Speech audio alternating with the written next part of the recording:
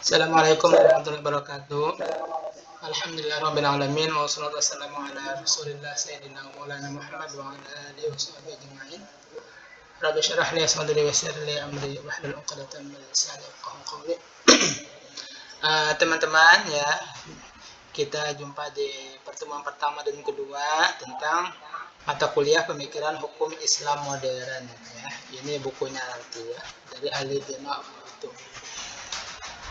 Nah, di sini ya kita akan menjelaskan tentang pemikiran hukum Islam modern. Jadi fokus kita itu bagaimana sih atau apa karakteristik hukum Islam itu ya. Terutama di era modern ini ya. Emang dari dulu sampai sekarang hukum Islam memang kayak begitu ya. Salah satunya apa? Dia soleh di zaman ya, di zaman ya. Nah, kita langsung saja ya. Sebelum langsung ke sana ya, kita flashback ke belakang dulu tentang masalah Islam, munculnya Islam ya. Nah, di awal ya, fase Islam ini terbagi menjadi 3. Ya. Pertama adalah fase keemasan. Ya.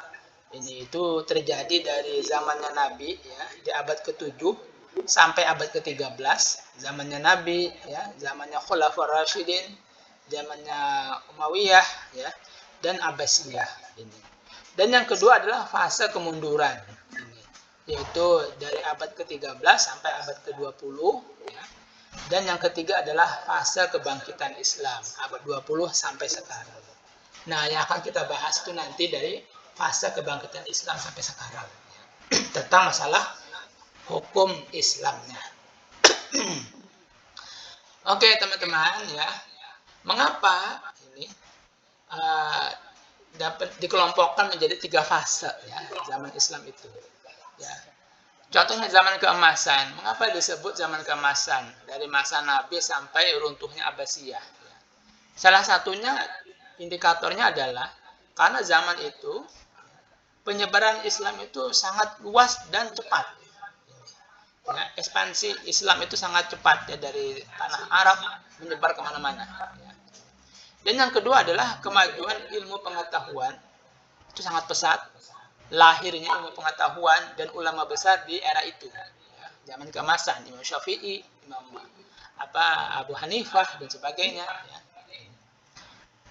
Selanjutnya lagi pusat ilmu berkembang ya, pusat ilmu itu berkembang di Baghdad, Cordoba ya, Kairo ya, ini luar biasa ya. Dan lahir juga mazhab fikih kayak Syafi'i tadi ya, Hanafi segala macam ya, tradisi ilmuannya sangat kuat ya. Juga ditopang oleh kekuatan politik yang sangat dominan, kekuatan ekonomi dan militer Islam juga sangat dominan. Sehingga itu bisa disebut salah satu indikator kenapa zaman itu disebut zaman keemasan. Sementara ya, ibarat buah itu dari kecil jadi besar ya, atau bunga lah, dari kecil sampai dia merekah sempurna. Setelah dia merekah sempurna, pasti akan ini lagi ya, layu. Nah, sama itu juga ada setelah itu zaman kemunduran. Ini terjadi dari abad ke-13 sampai abad ke-20. Ini setelah serangan Mongol ya, atau sampai dia masa kolonialisme ya. Ini. Jadi indikatornya kenapa disebut kemunduran, zaman kemunduran yang pertama kekalahan politik akibat serangan eksternal dari Mongol, perang salib ya. Ini. Kolonialisme ya, ini. Dan yang kedua adalah stagnasi pemikiran kita stagnan ya. Dominasi taklid, ijtihad melemah. Ulama-ulama zaman itu hanya sukanya bertaklid saja ya. Ini keilmuannya tidak sampai seperti ulama terdahulu ya. Yang ulama terdahulu ya harus berijtihad segala macam. Dan juga indikator kemundurannya adalah adanya kemunduran sains, ekonomi dan teknologi ya, waktu itu terpuruk kita ya. Ini. Selanjutnya perpecahan politik umat Islam juga. Dunia Islam tertinggal jauh dari peradaban barat ya, yang mana mereka mengalami kemajuan dari sains, ekonomi dan sebagainya ya, teknologi. Ini. Kita sibuk di masalah ijtihad, hukum, peperangan dan sebagainya. Ini namanya zaman kemunduran. Tidak ada bersatu ya antara Islam, karena terpecah belah ya apa tuh negara-negaranya. Selanjutnya adalah zaman kebangkitan dari abad 20 sampai abad sekarang. Ya. Apa yang dikatakannya? Pertama muncul gerakan pembaruan, kayak Jamaluddin Al-Afghani, Muhammad Abduh, ya. Waktu itu mulai mengutarakan begini loh pemikiran Islam yang bagus itu, ya. Ternyata lebih bagus dari pemikiran Barat, ya. Nah itu mereka mengutarakan nilai-nilai keislaman ya, yang dulu yang sudah sempat hilang ya di kalangan masyarakat. Ini. Kalau kita mungkin nggak merasakan, kita sekarang kan zaman kebangkitan, jadi nggak merasakan fase kemunduran itu, bagaimana Islam itu tidak dikenal ya, di kalangan masyarakat, bagaimana Islam itu sudah mulai menjadi asing. Ya. Maka mereka inilah yang memunculkan nilai-nilai keislaman, ya, namanya zaman kebangkitan. Yang selanjutnya juga semangat tajdid, ya, pembaruan dan ijtihad. Sekarang kan sudah mulai berijtihad, ijtihad kolektif, ada namanya MUI segala macam, ya. Ini karena Islam harus menjawab semua permasalahan yang ada di dunia ini. Ya, ini. Berkembangnya teknologi, ekonomi semuanya itu harus dijawab ya, oleh Islam. Ya. Makanya ulama harus mencari solusi, ya, apa hukumnya dan sebagainya. Nah sekarang sudah ada ijtihad kolektif.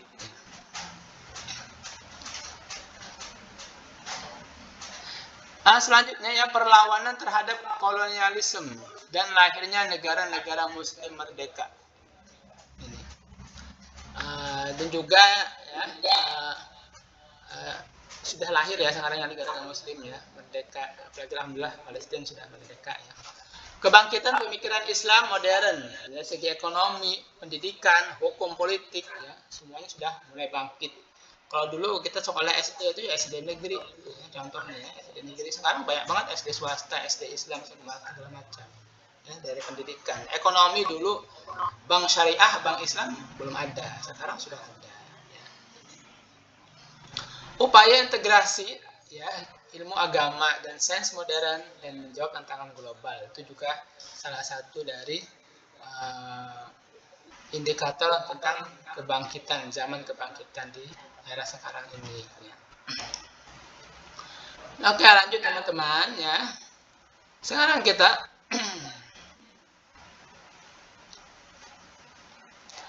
membahas bab kedua, Islam dan modernisme.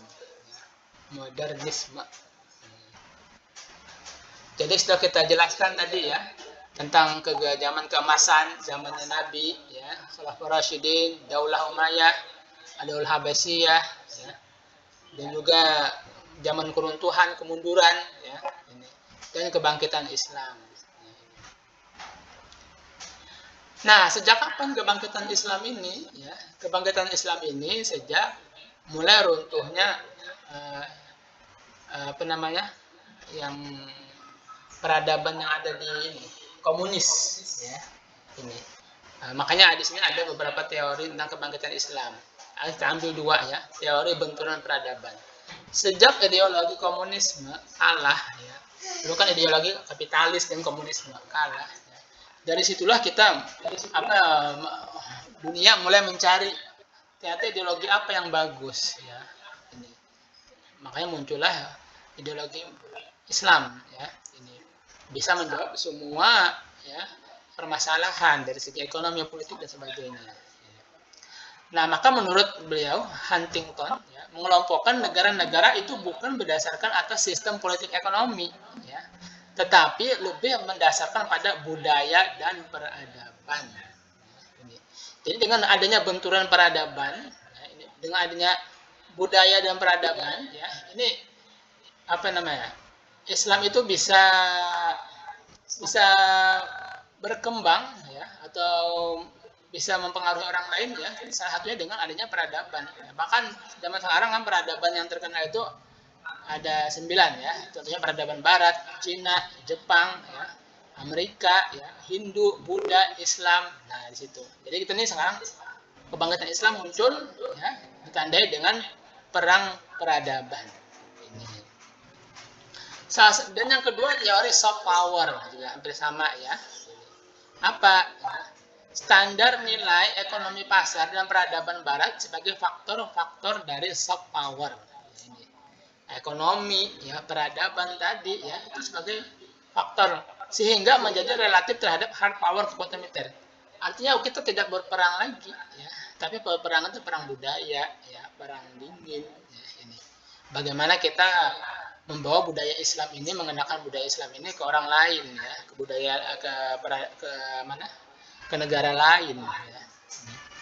Contohnya kayak kita kadang kalau ada orang berkeluarga itu namanya free child ya. Itu dia nikah, punya istri, suami istri nikah, tapi nggak mau punya anak. Nah, itu kan budaya nggak mau punya anak. Padahal Islam itu menganjurkan harus anak banyak ya, ini. Nah, itu kan perang budaya. Ya, ini. Ya sebenarnya Islam itu bukan apa ya? Emang dia bukan agama budaya, tapi agama ilahi. Ya, ini agama ilahi yang dimanapun bukan budaya Barat, bukan budaya Arab ya, ini. Tapi itu memang dari wahyu ilahi. Siapapun, keluarga manapun ya dianjurkan untuk punya anak yang banyak. Ya, ini. Dan juga salah satunya tentang masalah sholat, zakat, dimanapun negaranya, bukan hanya Arab, kita harus sholat 5 waktu, ya, mengeluarkan zakat dan sebagainya. Nah, ada 2 teori itu yang bisa menjelaskan tentang kebangkitan Islam, ya. Nah, banyak teori yang lain juga, ya. Kita langsung saja, ya, ke Islamisasi politik. Nah, apakah kan banyak orang ya, ada satu pemikiran ya, kalau Islam aja, politik aja.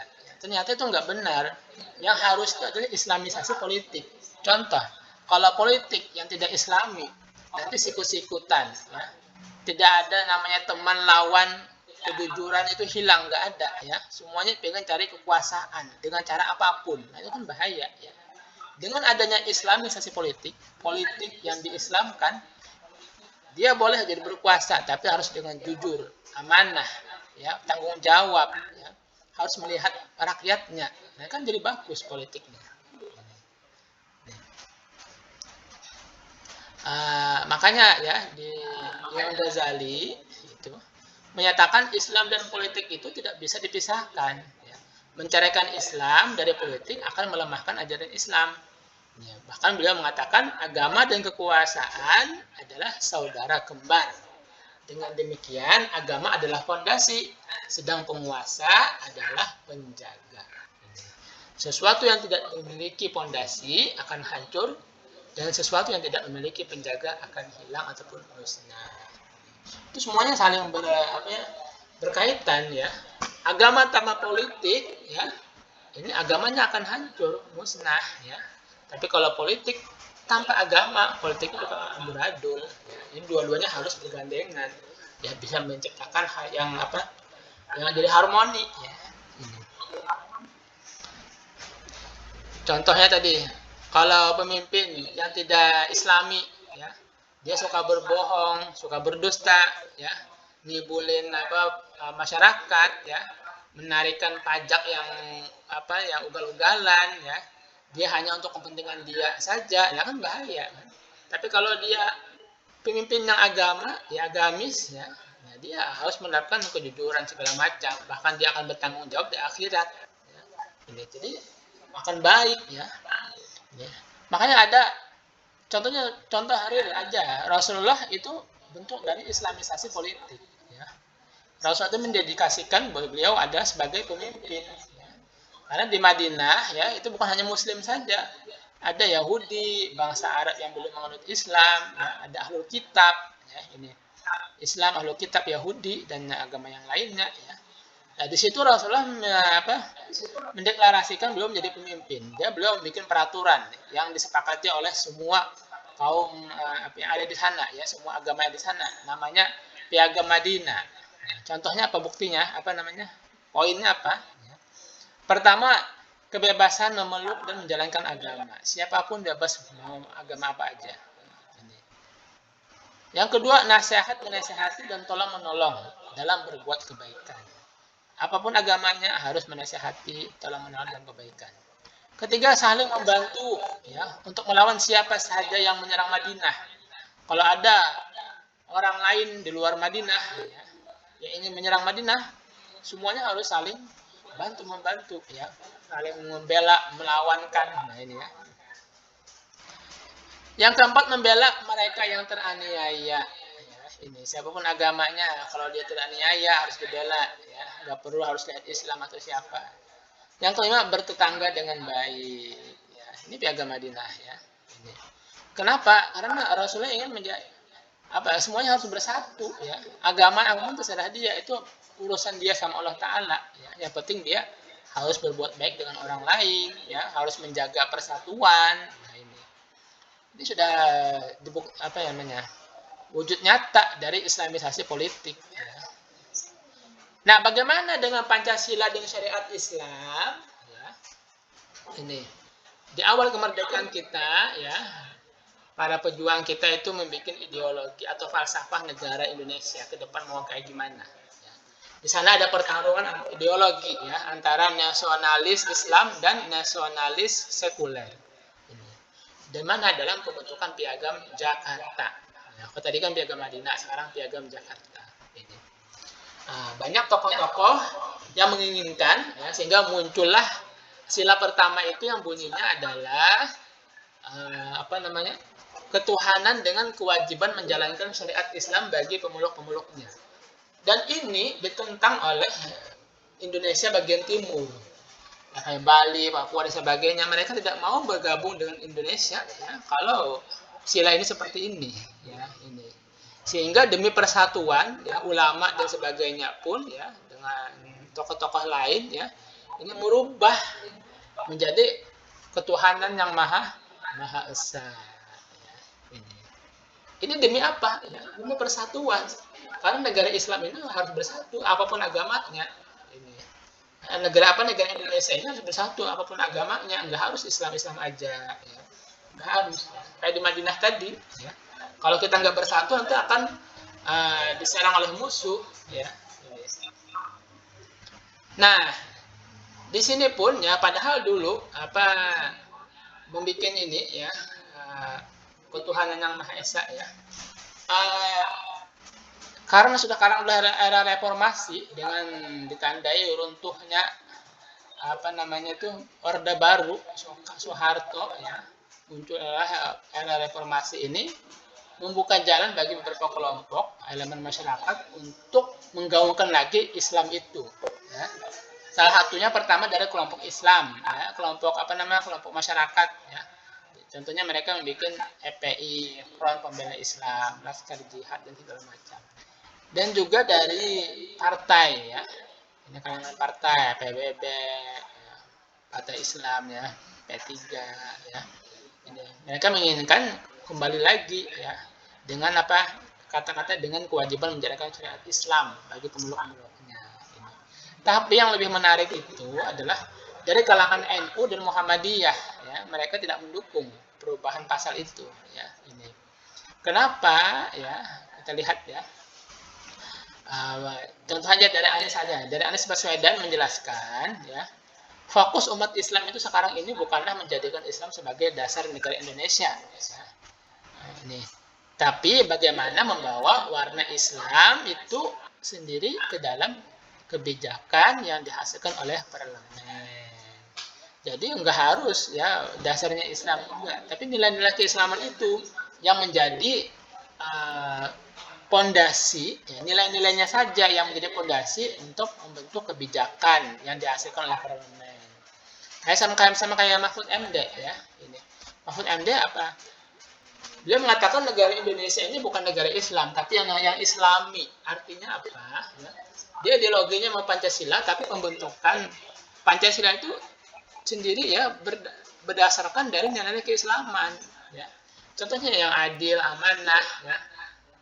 Persatuan Indonesia harus bersatu, kerakyatan dipimpin oleh hikmat ya, kebijaksanaan, pemersatu perwakilan, keadilan sosial. Nah, banyak ya. Nah, jadi memang kata di Al-Qur'an pun ya, ini di sini ada kan argumennya ya.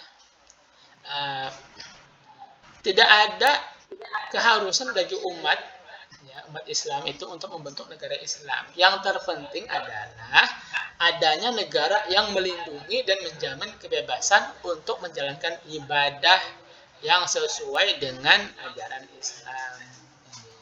Kayak yang Rasulullah tadi kan, ini harusnya memang negara Islam ya ini. Tapi kan kita emang susah seperti itu ya.